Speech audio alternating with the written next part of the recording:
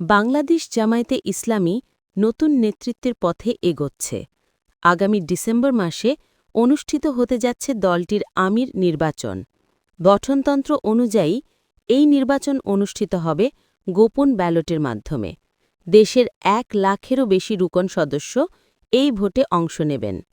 এই অভ্যন্তরীণ নির্বাচনকে কেন্দ্র করে ইতোমধ্যেই রাজনৈতিক মহলে আলোচনার ঝড় উঠেছে।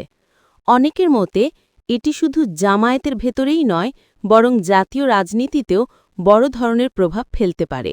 কেননা জাতীয় নির্বাচনের ঠিক আগ মুহূর্তে এমন নেতৃত্ব পরিবর্তন একটি গুরুত্বপূর্ণ রাজনৈতিক বার্তা বহন করে। দীর্ঘদিন প্রায় নিষ্ক্রিয় থাকার পর জামায়াতে ইসলামীর সাম্প্রতিক সময়ে রাজনীতিতে আবারও সক্রিয় হয়ে উঠেছে। তারা জুলাই সনদের আইনি ভিত্তি, পিআর পদ্ধতিতে নির্বাচন সহ ৫ দফা দাবিতে রাজপথে কর্মসূচি চালিয়ে যাচ্ছে। এছাড়া দলটি জাতীয় নির্বাচনের সব আসনে প্রার্থী দেবার প্রস্তুতি নিচ্ছে বলেও জানা গেছে।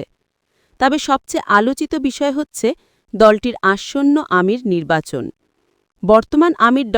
শফিকুর রহমান ২০১৯ সালে প্রথমবার নির্বাচিত হন এবং ২০২২ সালে দ্বিতীয়বার দায়িত্ব নেন। তার মেয়াদ শেষ হচ্ছে চলতি বছরের ডিসেম্বরে। গঠনতন্ত্র অনুযায়ী বিদায়ী আমিরের নেতৃত্বে কেন্দ্রীয় মজলিসে শুরা ৩ সদস্যের একটি প্যানেল তৈরি করবে। এরপর রুকন সদস্যরা ওই প্যানেল থেকে একজনকে নতুন আমির হিসেবে নির্বাচিত করবেন। তবে চাইলে তারা প্যানেলের বাইরের কারও পক্ষেও ভোট দিতে পারবেন। দলীয় সূত্র জানিয়েছে, বর্তমানে ২টি সম্ভাব্য প্যানেল নিয়ে আলোচনা চলছে। প্রথম প্যানেলে আছেন ড. শফিকুর রহমান, বর্তমান নায়েবে আমির মুজিবুর রহমান এবং সাবেক ভারপ্রাপ্ত সেক্রেটারি এটিএম আজহারুল ইসলাম। অন্যদিকে দ্বিতীয় প্যানেলে আজহারের জায়গায় আছেন আরেক নায়েবে আমির সৈয়দ আবদুল্লাহ মোহাম্মদ তাহের।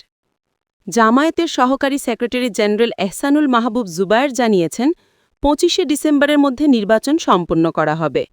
তার মতে, নতুন আমিরের কাছে জাতীয় নির্বাচনের আগেই বড় ধরনের চ্যালেঞ্জ থাকবে, যা দলটির ভবিষ্যৎ দিক নির্ধারণে গুরুত্বপূর্ণ ভূমিকা রাখবে।